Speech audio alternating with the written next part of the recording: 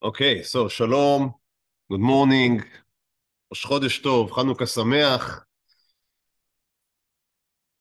This shiur, as the rest of the series, is dedicated לעילוי נשמת רפאל משה בן אליהו, זיכרונו לברכה. And today we are learning about Rabbi Raphael Berdugo.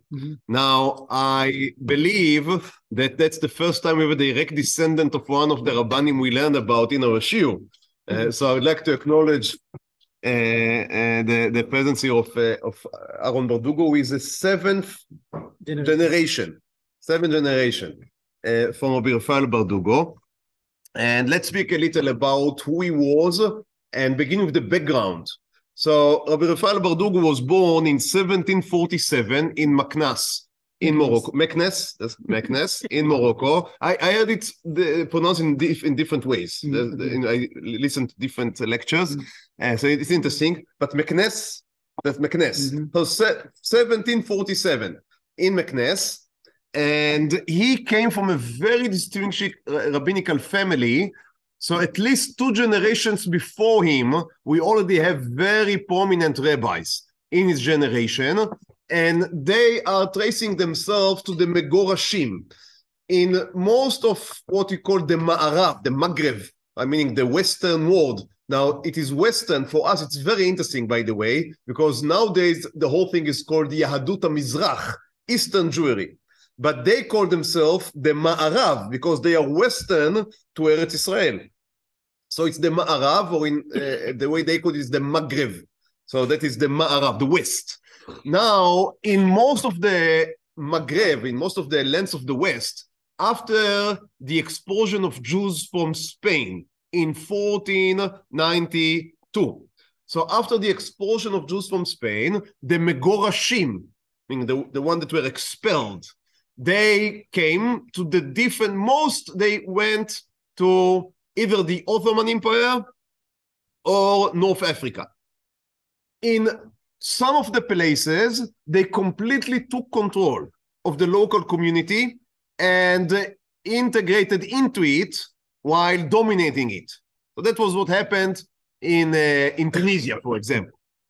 But in Morocco, to a large extent, they remained separate from what was called the Musta-Aravim. The Musta-Aravim was the local Moroccan Jews that were there for 1,000 years. And there were the Musta-Aravim and the Megorashim.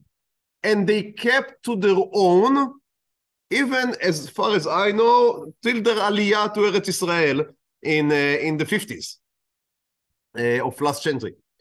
And that's a very interesting phenomena. Now, most of the elite families, the rabbinical families, came from the Megorashim, but they came to themselves. They had their own Batei Dinim many times, and they were marrying among themselves. And that is part of the tradition. The Spanish Jews saw themselves as a very highly breed, we may say, in the Jewish society. And it's true. Okay, let history figure out that. Now, they came from Castilla. So just for example, one so interesting example, we'd speak in Mirza Hashem about Rabbi Raphael Berdugo at length, but one of the things that he did, and he is writing about it, he's very happy about it, is that he was able to convince the slaughters, the shochatim, to go according to the minhag of Castilla. That's what he writes. Now, just to understand, there were no Jews in Castilla when Raphael Berdugo was operating. There was no Jews in Castilla for 300 years. But he speaks about the minhag of Castilla, and Baruch Hashem, we were able to return to the minhag. So that's how strong they saw themselves as still connected to Spain, basically, or not to Spain, the land, but to the Jewish Spanish tradition. If we try to find something maybe similar nowadays, maybe it would be Lithuanian Jews nowadays that trace themselves still to Lithuania and hold to that very strongly. But it's very far to think, it's very hard, I think, to think about a community that 300 years later still call themselves and still feel very much connected to the places that they came from. Yes, for sure. Our families, okay, my wife and myself, our parents still spoke Spanish. Still spoke Spanish. Ladino. So 400 years later. 500 years, yeah. Yeah, so that's amazing. That's amazing. I think that shows you the strength of the tradition that these people were holding.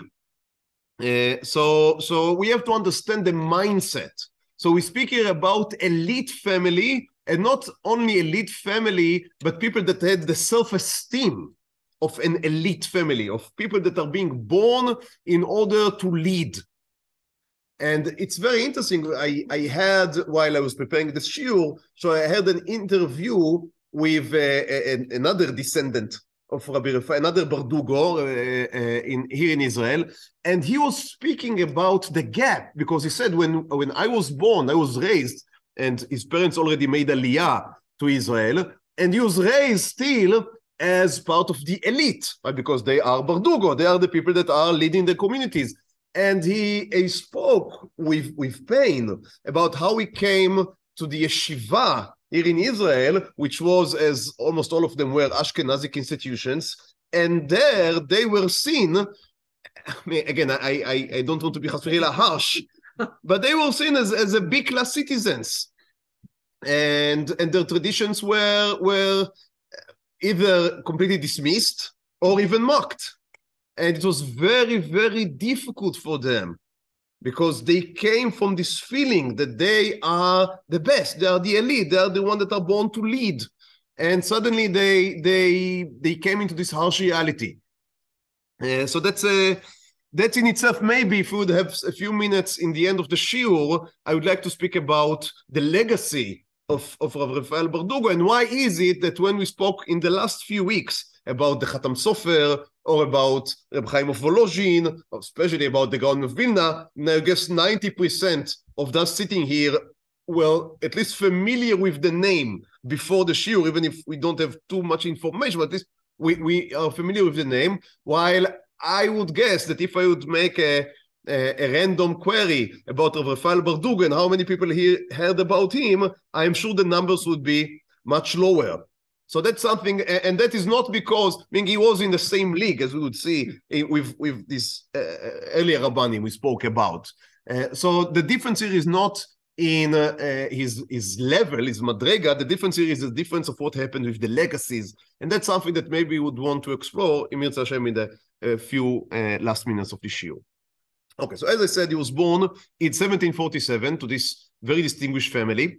In the age of 15, his father passed away. His father was also a rabbi. His father passed away, and he remained an orphan. Now, in some of the sefarim that were written about him, or articles that were written about him, so they speak about him living in poverty. Why? Because in his Perush on the Gemara, he has a Perush on the Gemara named Sharvit Zahav, which it seems to be some type of a translation of Berdugo. So I'm not, my Ladino is not very good, but it seems that Bar is somehow a specter or a stick, and Dugo was seen as some type of a yellow or goldish color. So Berdugo is somehow supposed to be the golden specter. So it's the name he called this sefer was Sharvit Zahav. And in it, he writes in the introduction, if you look at source Aleph, so he writes, just a second, וזה כתבתי בשנת תקמ"א. Right, so תקמ"א is 1781. בלמדי אותה פעם שנייה, when I was learning חולין, the tractate of חולין, the second time, מתוך הטירוף, out of confusion. ומתוך יוקר השער, and everything he says is very expensive.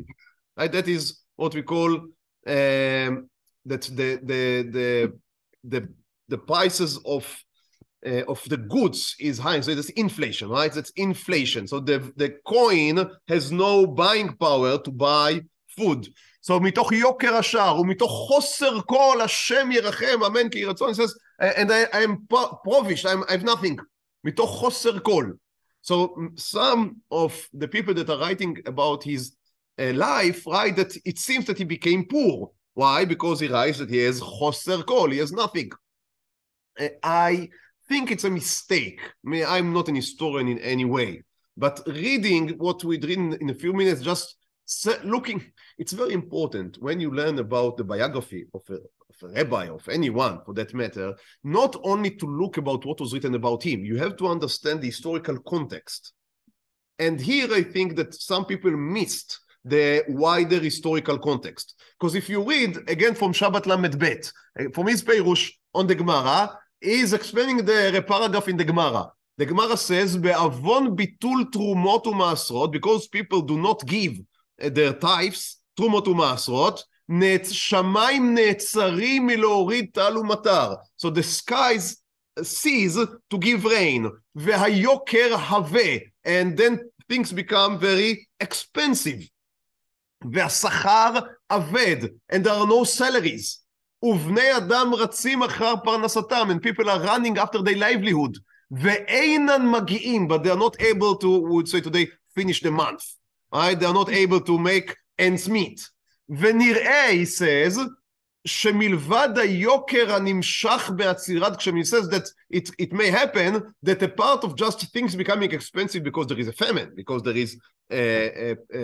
are no rains, עוד יהיה יוקר בגזרה אלוקית. So God would send a גזרה, a decree, that would cause the price of goods to rise. והווי תדיר שנה אחר שנה, and if it happens frequency, year after year, השכר אבד. Then he says that these are things that cause each other. So there is a stop of rain, so things becoming expensive. Things becoming expensive, people cannot pay the rent anymore. So השכר, rent, goes down. Because the stores cannot pay, the farmers cannot pay for the ground. ועוד עסקה למחצית שכר, and even when you speak about people that are in business, what we call today business, so they are not farmers, so they are not immediately affected by the stopping of the rain. But in the second circle, in the second wave, they would also be harmed. ולא ישאירו במה להשתכר, ועוד לא ימצא אדם להשכיר את עצמו. And then business are being closed, and you cannot find work even as a salaryman. כאשר כל זה ראינו בעינינו, says, I saw it with my eyes, we saw it with our eyes, in the years תקמ"ם, that is 1780, תקמ"א, 1781, תקמ"ב, 1782, והשם יאמר די, God should say enough to our troubles. So we see, it's clear from here that there were 3 years in which there were no rains, and that's why people had nothing, not because he became poor. He, as I said, he came from an elite family, he came from a rich family. He didn't become poor. I think that's just a mistake. It's also clear that in the end of his life, he was not only that he was not poor, he was rich. He came from a rich family. Now, you can, so some say that he began being poor and then he became rich. He didn't become poor. The whole country went into a very difficult time of economic, we could say the recession, and that is why, so he had a lack of goods as anyone else, but it's very different being poor in a normal society, and if everyone becomes poor, it's easier, if I may say so, in a society in which you are compared to the rest of society. The most difficult things about being poor is comparing yourself to the rest. So I think that's something that is important to understand, and it is connected to what we began with, that he came from the elite. He came from the high level of Jewish society, and he was not poor comparing to them, but he had some very difficult years. In his some other place in his חידושים, he says that sometimes they didn't have money for candles. So at night he and his older brother would go outside and learn in the light of the moon. Obviously it's difficult. It's a beautiful story, right? So they were learning at moonlight. Okay. Now, so as I said, in the age of 15, his father passed away, and in the Shloishim, after 30 days from his dad's passing, he gave a drasha in the shul for the memory of his father. And in this drasha, suddenly people understood his greatness. Up till then, he was 15 years old, just sitting and learning. And suddenly he gives a drasha, and everyone suddenly sees that we are dealing here with a major force of Torah, that he has knowledge and skill, and he had the charisma, the speaking ability. And we will see it's coming out even of his written material, that he had a very strong personality, And suddenly it was revealed in the age of 15, and they understood that they had to keep this child, is already 15, youth, learning and advancing. And in the age of 30 something, he became the Av Beidin, the head of the rabbinical court in Maknes. And later, or very quick, he became the posek of the whole of Morocco, and we may say of the Maghreb, of the Western lands. And later he was, I think it's always, it's risky when you use Hespedim eulogies in order to learn about something, because we all know that eulogies do not necessarily reflect exactly, and especially if these are eulogies by his descendants, and more if these are descendants which are also his students. So take it with salt. But he was eulogized as the Rambam of his generation. Now, again, maybe he was not the Rambam, not many people were the Rambam, but even daring to say about someone that he was the Rambam of the generation means that it was not out of context. I mean, if someone would say about me that I'm the Rambam, that would be, that would not be a eulogy, that would be a parody. But saying it about Raphael Berdugo was something that could be heard. So that means that people from all over the West, again, you would call it the Eastern world or the Western world, we do not know about questions coming from Lithuania. They were very insular. But from North Africa and from the more Eastern world, meaning Iraq, Babel, so questions were coming into Rabbi Raphael Berdugo. And he was writing responsa literature. He was writing pirushim on Torah, on Nevim and Ktuvim, on the Gemara. He had a very rich writing portfolio. He's writing a lot. Some of the books have not been printed up to this day. Why did that happen? That's part of what I began to say in the beginning, that we have a problem with his legacy, meaning not with his legacy, with us, the way that we preserved his legacy. And that is because there was no printing in Morocco back in his time. Although we are speaking about the late 18th and the early 19th century, in Europe, people already printing in their own lifetime. We remember that Rabbi Yaakov Emdin has a printing press in his own cellar. But in Morocco, the Muslim world banned printing. They were very much worried that printing would cause rebellions, which, in the end, it what happens. So they were very much worried about that, and they completely forbidden printing. So the Jews of Morocco were still copying manuscripts in the 18th and 19th century. Obviously, that make everything very backward. Thank you so much. Very backward, because it was very difficult to decimate knowledge. So the Muslims allowed bringing printed materials from outside, but not printing inside. So people like Rabbi Raphael Berdugo could not print their materials. If you remember when you spoke about the Chida, Rabbi Chaim Yosef David Azulay, from this more or less the same era, he went to Europe, to Livorno in Italy, in order to print his books, in order to print his Sefarim. Also Rachel Kadosh, that's right, you spoke about him. But Rabbi Raphael Berdugo was an א-להית, and he couldn't just travel, and back then, you are not taking a plan, going for a few days, and then going back. We speak about at least half a year traveling from continent to continent. He couldn't afford that, not because he had no money, but because he had responsibility to his congregation. He just couldn't live. So he could not print his manuscripts, and some of them remained in handwriting to this day. So for example, we have a Perush on Agadot Ashas by Rabbi Raphael Berdugo. It's called Merkach Mirkachat, if I remember correctly. And to this day, it was not printed. Not me, but the manuscript does exist. And if I understood correctly when I was preparing this shiur, I understand that there is some academic that is now maybe working on printing it out. The rabbi that began the printing of Rabbi Raphael Berdugo's works was Rav Shalom Masas, or Mashash.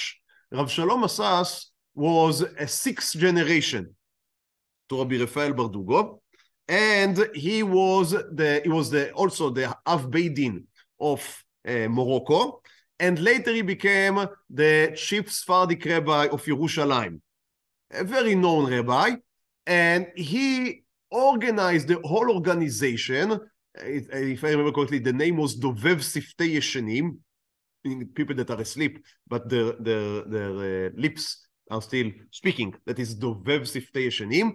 And the organization, the society, was dedicated to collect money in order to organize the printing of Chachmei Morocco, beginning with Rabbi Raphael Berdugo. So they printed, most of what we now have printed is from their work, but they couldn't finish it all because it's a very lengthy work. So they did some of it, but some of it still waits for redemption. So if you have the resources or the will and the time and the expertise to do so, I think that many people would be grateful to bring to light his חידושים. I don't know. I mean, maybe. Okay, let's continue. So he has a perush on the Torah. I would like to learn with you one example from the parsha that we read this Shabbat. So that is a parshat Miketz, and we all remember that Paro has these two dreams, right? One dream about cows and one dream about shibolim, about wheat. And Rabbi Raphael Berdugo asked a very interesting question. He asks, יש להקשות, למה היו שני החלומות משונים זה מזה, זה בפרות וזה בשיבולים? Why do you need two dreams? One with cows and one with wheat. And he says, ממקרי הרעב שהיה בזמננו, לא תקום פעמיים צרה, נתפרש לי עניין חלום זה. He says, I learned how to explain these psukim from my experience with the famine, with the hunger that was in our times. And that is, that in the beginning of the famine, lokot ha-behemot. So first, the heat is on the animals. Why? Because they drink from the first rain. הגשמים שבתחילת השנה. If there is no rain in the beginning, you still, the vegetables or the wheat is still not harmed, because if the rain would come later, it can still sustain the wheat, but the agriculture. But the animals, if they do not get the water in the beginning of the year, if the pits of water are empty, then the animals die. So that is why the first dream, he says, is about animals. And the second dream is about wheat. כי במכת הרעב תחילה לוקות הבהמות. The animals are the first to suffer. ואחר כך האדם. And then men, because we do not have enough wheat. So that's his style. You see that he's a pashtan, meaning he goes according to the simple meaning of the text. That's one. B, he is not shy to use his worldly experience in order to explain the psukim. So very, very interesting. Unfortunately, in his life, he did not suffer only from famine, but also from pogroms. Now, obviously, in Morocco, they were not called pogroms. That's a Russian word. but they were pogroms. Yeah, you can call them whatever you want. It looks the same, meaning non-Jews coming into the Jewish quarter of the city, burning cities, burning homes, looting, murdering, raping, the whole 9 yards. Everything happened there, and I guess that Esav is Esav in every custom that he has. So specifically, it happened in 1790. There was a certain sultan named Muhammad, obviously named Muhammad, as always, surprisingly, right? And when he died, there was a rivalry between his children about Yerusha, about who takes the kingship after him. Now, one of the sons was called Mulai Yazid. That was his name, Mulai Yazid, and he was able to capture the throne. And for some, they don't really need a reason, they needed a scapegoat to take their angry on, and the easiest target are always the Jews because they are unprotected. There is no one to protect them. They do not carry arms, so they went to just two pogroms, murdering, killing, destroying, looting, everything, and we have a drasha from Rabbi Raphael Berdugo that he gave on Shabbat Nachamu. So on Shabbat Nachamu, he tried to console, thank you, to console his people after the death and after the destruction. And he says, it's very, very interesting. He says, we see, it's here, I wouldn't read the whole thing because it's very long, and I gave only paragraphs, and but the paragraphs are also too long. So it's in source Gimel if you want. But he says that we see our poverty, and we see how poor we are, how miserable we are, how humiliated we are among the nations. But there is something that we can take, it says, consolations from that. Why? Because we remain faithful to our religion, even under these hard conditions. And he says, again, it seems that he also has some sense of humor. So he says to his congregation in this drasha, he says that one of the wise men of the Goyim went to the king, and the king was trying to forcibly convert the Jews in his kingdom to Islam, I guess.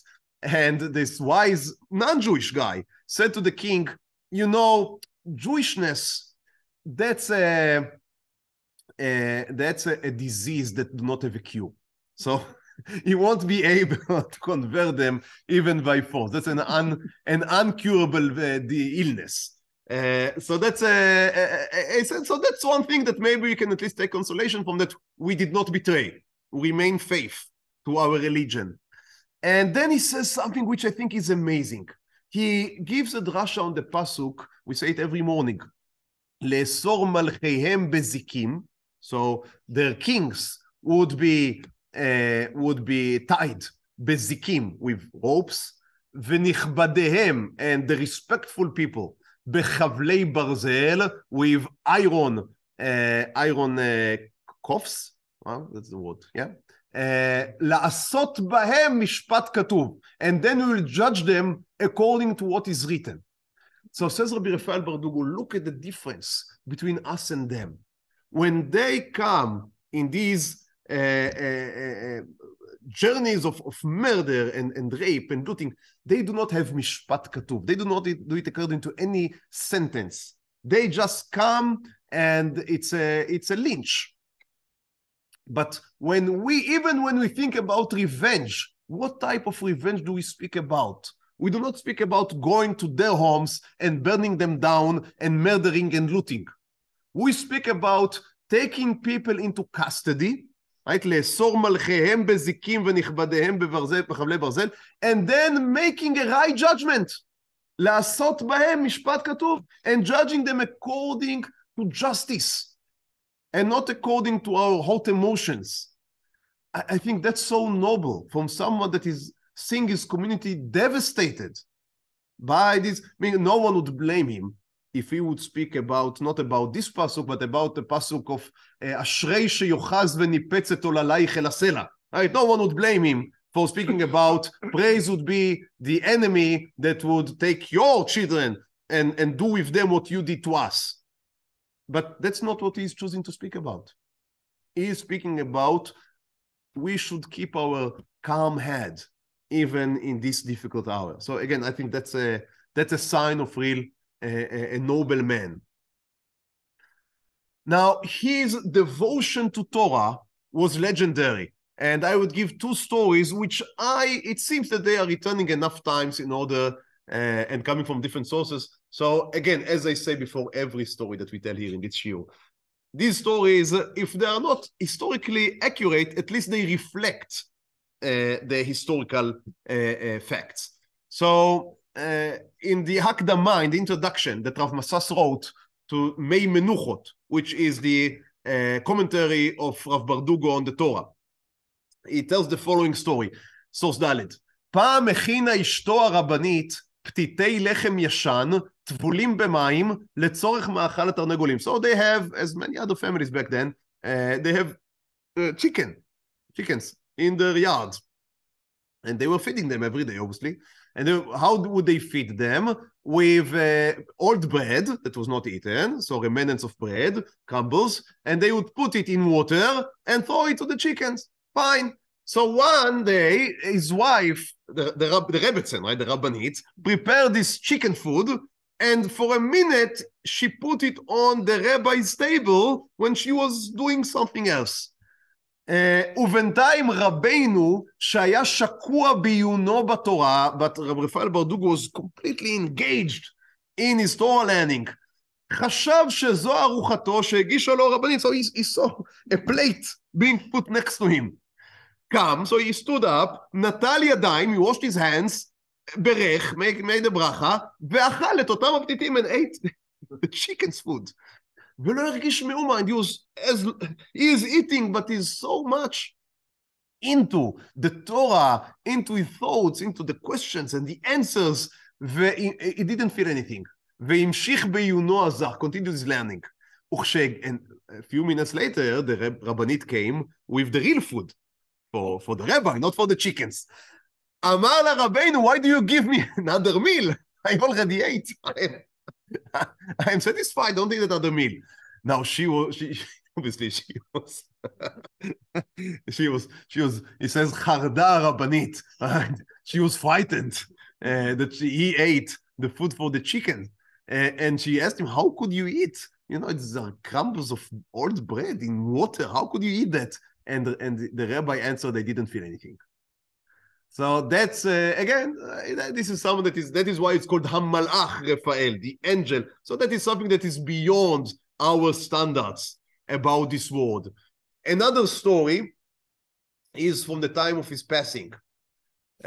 So it says he passed away on Hoshana Rabbah, and as they were reading the Zohar, as the Sephardic minhag is, to read the Zohar on Leil Hoshana Rabbah, they read about the passing of Rabbi Shimon Bar Yochai.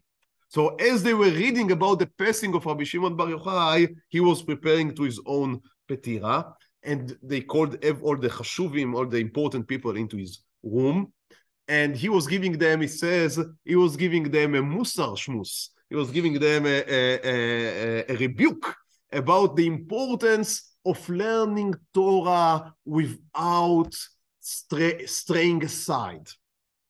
And then there was one of the people standing there was a certain sage named, a certain rabbi named Rabbi Yosef Me'imran. And he suddenly says to Rabbi Yosef, tell them what you saw one night. And Rabbi Yosef told them, it's in source Hey here, Rabbi Yosef told them, I was learning Torah at night. And it was already late past midnight. And I had a question that I couldn't figure out in Torah learning. And I said to myself, let's give it a chance. I will go to the rabbi's house and see if he's awake. I would ask him my sheila. No, don't try it with your own local rabbi, okay? So he went to the rabbi, I don't know, 1 o'clock, 2 o'clock. And again, these are people that have difficulty sometimes in having candles in order to learn. And he is going to the rabbi's house, and the rabbi is already old. And he is knocking, on the, and excuse me, before knocking on the door, he's looking through the window. Don't do that also to your rabbi, but he's looking through the window to see he doesn't want to wake them up. So he's looking he's looking from the window, he's looking in, and he sees Rabbi Raphael Berdugo sitting and learning. But how does he learn? So he tied his beard to the ceiling, and he had his feet inside like a bucket of cold water in order to stay awake. So his feet were in cold water in order to stay awake, and if his head would fall down, he would get a rip from his beard, and so he would wake up. So that's a story that is almost for sure real, because that we have, as I said, he told it with many people witnessing on his deathbed. And then Rabbi Raphael Berdugo said, I made him back then promise me that he would not tell anyone what he saw, because I didn't want, to be glorified, to have ga'ava. But now, as I am passing away, there is no ga'ava anymore in where I am going to. So that is not important. The reason why I want him to tell you the story is for you to learn how much we have to sacrifice and to invest in serious Torah learning. So that's the person we are speaking here about. So that's why they called him the Malach. So we spoke about his learning of Torah according to the Pshat. Now, he was very much aware of his learning of style. Meaning he was, obviously now I think, he was a genius. Right? He had a very bright mind. And he was not just learning and producing Pirushim as he goes along, but he thought about what is the right style of Pirushim. And he has an introduction to his Pirush on the Torah. And in this introduction, he lays forward a few types of Pirushim, Pshat and Drash and Remez, etc. And he says there are some people who completely forgotten about Pshat. And they are taking the drashot and making drashot out of the drashot. And they ask questions and they give answers. And he says, it seems to me completely exaggerated. And he says, where did they see that? In the books of the Ashkenazim. Yeah. So he says, it is in source Vav here. עמדו אחריהם קאצ'ליש is the third group, the first two are somehow connected to the pshat, but the third, לעשות חורפות על דברי חז"ל, they are sharpening even the words of our sages, ולספק חבל בחבל ונימה בנימה, they tie rope to a rope and the hair שערה, and hair string to a hair string, and they build whole towers on these foundations, ובארצות אשכנז, and in Ashkenaz land, נתפשט זה בהפרזה נוראה. There is the worst type of exaggeration on this type of drushim. And if someone would ask them, מה זה והיכן רמיזה החורפה, if someone asks, where do you find even a hint to what you say? There is no textual evidence to your drasha. יאמר 70 פנים לתורה, so this Ashkenazi guy will say, there are 70. If you don't like my perush, I have another one. And this says this seems to me completely strange. And I skipped the second paragraph here. אבל הדרך הישר. He says, what is my style? What do I see as the correct way? שישית לנגד עיניו. When you learn, you have to see in front of your eyes. Always, do not forget. כי רבותינו ז"ל בני אדם היו ולא אלוקים. That's a very interesting way. He says, we have to understand, our sages are human beings. So the Torah is Torah. But the way that our sages speak, they are human beings and they speak the human language. Meaning to say, you have to understand from them what they meant and not what you want to understand. ואם גדלה חוכמתם עד לאין קץ, they were wise beyond wise. But still, לא יצאו מכלל בני אדם גם בני איש, but they are still human beings. They come from men. לפעמים ידבר בלשון צח. So sometimes they speak in clear language, our sages. לפעמים ידבר בלשון קצר. Sometimes they speak short. לפי העת והזמן, if there is, according to the time and the circumstances. לפעמים בלשון מעורבב שלא כסדרו. Sometimes our sages spoke in a way that is not completely clear. Why? Because they were human beings. Do not find drashot. Just explain what they meant. וכל שכן במדרשים, and especially in the מדרשים, שנפלו בהם טעויות ושגגות, when they were copied by the scribes, not necessarily the greatest scholars, then yes, there are mistakes and errors. So instead of building whole buildings in order to have an explanation to the error, just admit it is an error and correct. That's it. So again, very different than what sometimes we are used to. So that's a different learning tradition. It's very important to acknowledge that. Why? Because as I said, this tradition, unfortunately, and for reasons that I'm still keeping ahead, but Bezrat Hashem would speak about it, is, I wouldn't say disappeared. People are still learning like that. But to a large extent, it is missing. Because, again, how many of us learned the words of Raphael Berdugo in the last, each one of us would say, 20 years, 50 years. So that is something that, I mean, this is not being quoted. I am to be blamed as anyone else, I guess. I don't remember giving a drasha telling from his Torah. But not only him. That's a whole tradition. The Spanish tradition, not the Mizrahi, not the Sephardic, but the Spanish, coming from Spain, tradition, which is not being taught in most of the yeshivot nowadays. Another something that is very much a feature, this time not of his pirushim on the Torah, but of his psika. He is explaining in the next source, he is explaining the pasuk from Kohelet. א-להית צדיק הרבה, למה תשומם? Do not be too much of a righteous. Why should you be desolated? That's an interesting pasuk in Kohelet, telling us not to be too righteous. What does it mean, not to be too righteous? So, says Rav Berdugo, לא תאסור יותר ממה שאסרה התורה. You should not forbid more than what the Torah already prohibited upon you. כי די בחומרות התורה. It is enough with what the Torah is strict about. או די במה שהסכימו להקת החכמים המוסמכים לנו, והם לנו בזמן הזה לעיניים, אלו חכמי התלמוד. Or what is the sages had added on the Torah, also fine. That's from the Talmud. וזולת החומרות הנזכרים בתלמוד, עליהם הוא אומר, אל תהי צדיק הרבה. But if you want to add more strictness, more, furthermore, than what is written in the Shas, in the Talmud, about that, the pasuk in Kohelet says, do not be too righteous.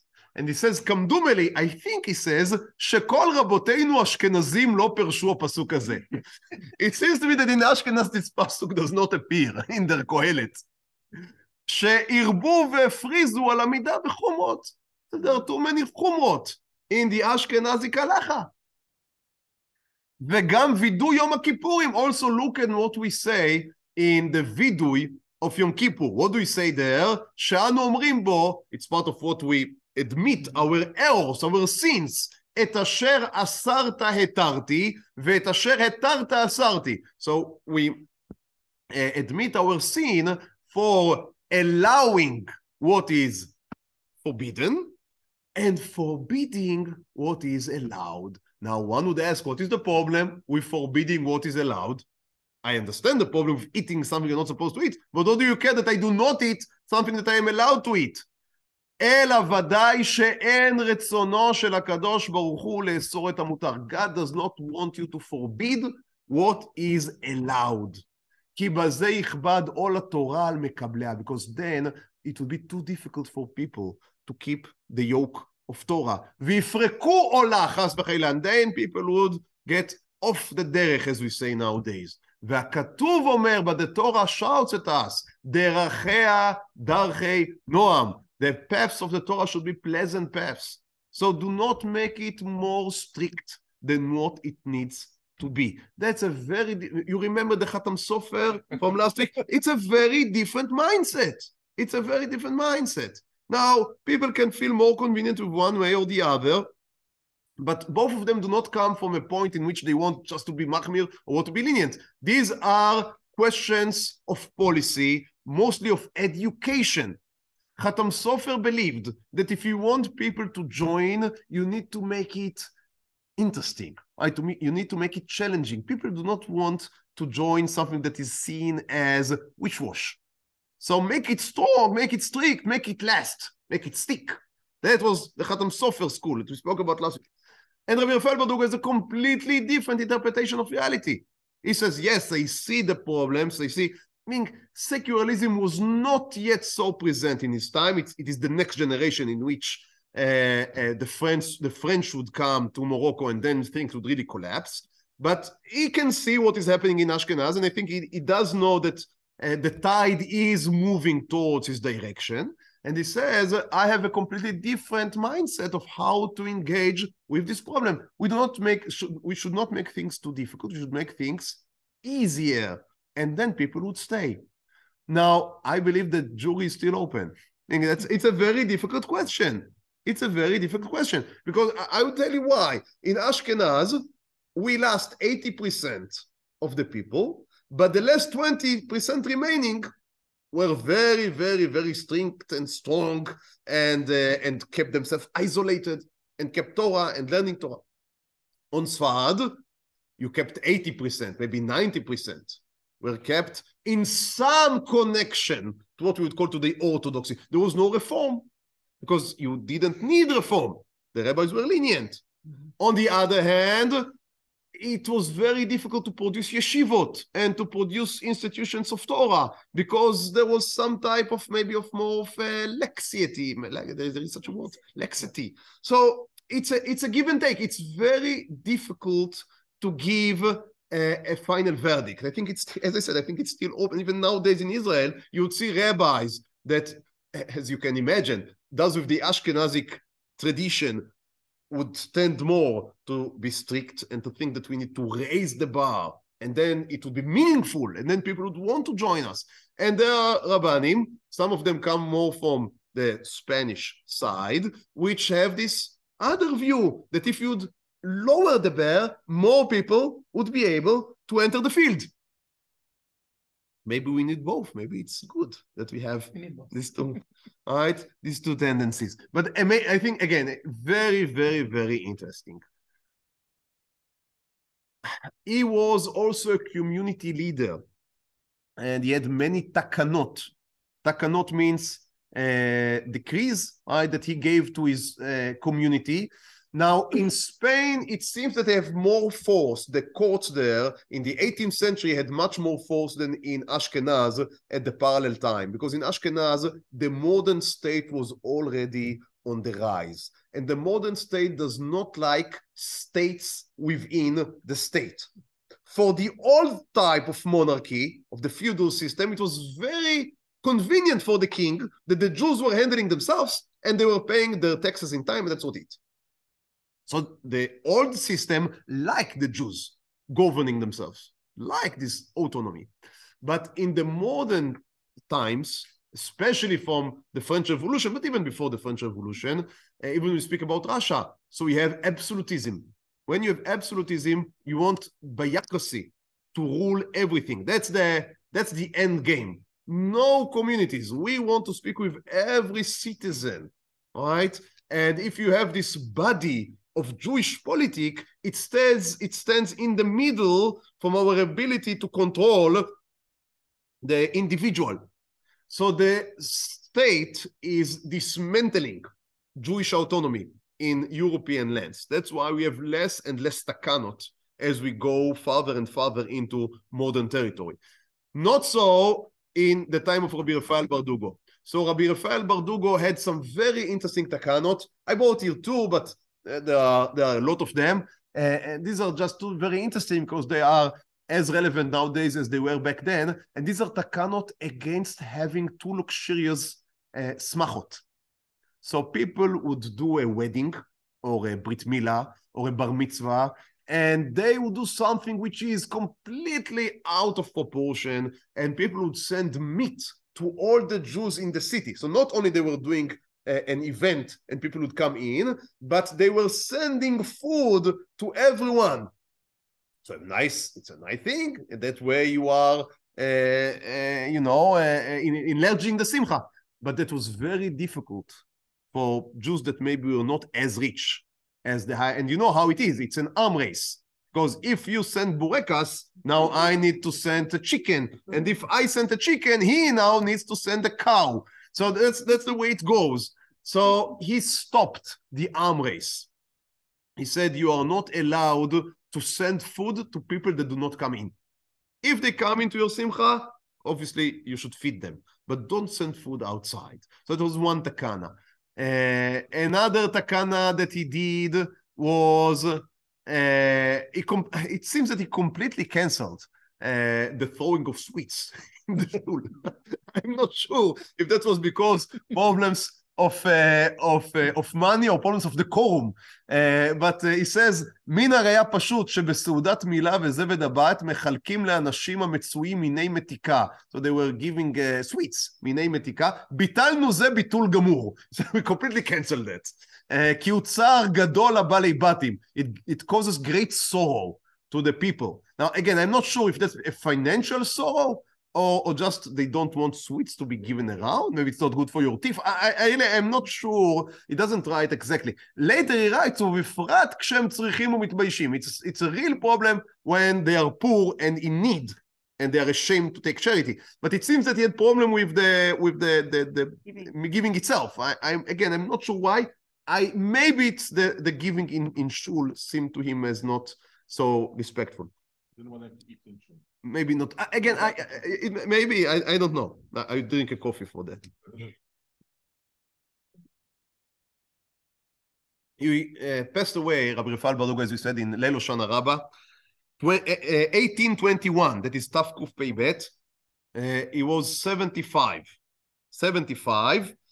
There are many stories about his death and burial. He has to be buried in a coffin, in a aron, which was not in Morocco. That was not the minhag.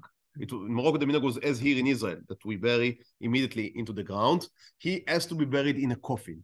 A year later, the king gave a decree that the cemetery should be evacuated. And then obviously it was understood that by being buried in a coffin, they were able much in a more respectful way to move his body. So that is seen as a sign again of prophecy and of holiness. They say that when they opened the coffin, when they needed to move him, then they say he was completely, he looked, they say that his face were booming like the sun. That is the description there. Me'ir kachama. And he was completely untouched. Nothing happened to the body, which again, that's why they call him Malach Raphael. Now, I would like to spend a few more minutes. I know that we now have moved through the mark of the hour, but as it is, we are at 10:30, so I guess all laws are off. So a few minutes about, I think it's important because it's even more than just the legacy of Rabbi Raphael Berdugo. As I said, what happened to this whole tradition of Spanish learning, of Spanish halacha? Where did it go to? Because it's not only him. After him, 7th generation, right? And almost all of them were Rabbanim and a very important poskim. As I said, we had Rabbi Shalom Assas in Yerushalayim, was the chief Sephardic rabbi. Here in Ashdod, right? We had Abargil, Rabbi Eliyahu Abargil, not in Netanya, which also I think is a descendant.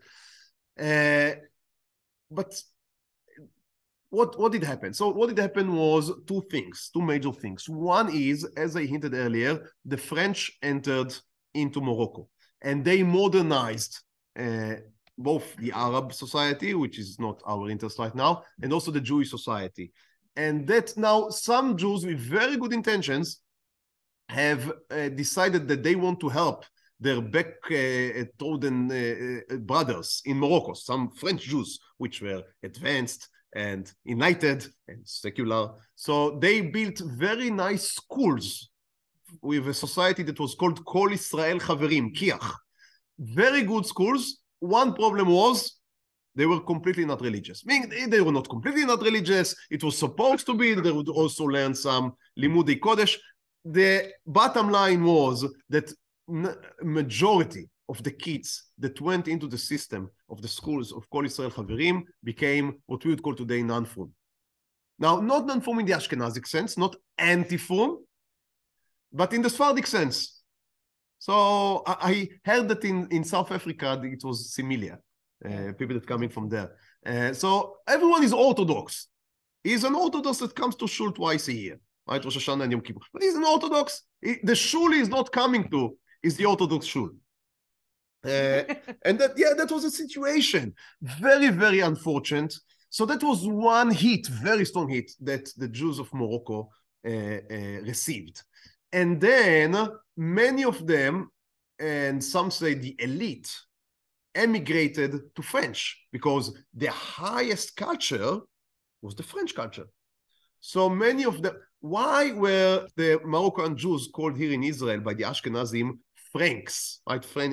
Now it's a derogatory term, but it is coming from the word French. Now they come from Morocco. Some of them never were to French, but they were speaking French, and they saw French as the highest society. So many of them, and those that were able to afford that, and those that were able to better culture themselves, went to French. And so some communities remain completely without leadership. And you know what happens when a community remains without leadership. So there are no rabbanim, no one teaching Torah.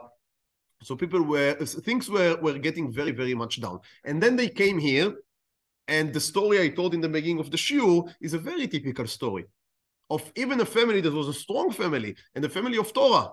But when it comes to the yeshiva, and regardless if it's a yeshiva tichonit from the Zionist religious movement, or if it's going to the Haredi yeshiva, there is nothing to speak about, then his tradition is non-existent, or even worse, is mocked. And it's a very common story about these children telling how they came to the first Shabbat in the yeshiva, and they had a very beautiful shirt. For some reason, that is a story that is repeating itself again and again. It seems that was part of the culture shock. And they come to the yeshiva with their best clothes. Now, in Ashkenaz, for hundreds of years, in Shabbat, you must go with a white shirt, a white cloth. But in Sfarad, that was not the case. They just had beautiful clothes, which can be in any color. And he comes to the yeshiva, and he is being thrown away from the Bet Midrash. Go and take a shirt from one of your friends. And that would be many times, that would be a new shirt that his mother bought for him for his first Shabbat in the yeshiva. And you can only imagine how such a young boy feels. So he feels that his whole tradition and the songs in the Shabbat table in the yeshiva, no one sings Sephardi songs. So his whole tradition is being pushed aside. All of the Rabbanim you learn from are Ashkenazic rabbis. If you learn from Spanish rabbis, you speak about the Rambam, right? Or about the Ramban. So that's 800 years ago. But no one learns from Raphael Berdugo. So this like a two-pinch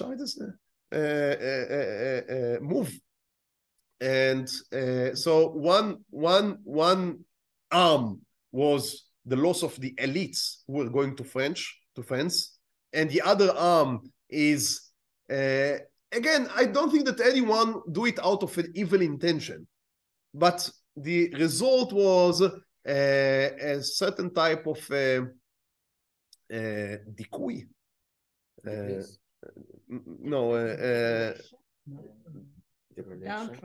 Yeah, it's oppression. Oppression is a very strong word. An oppression of this Sephardi culture.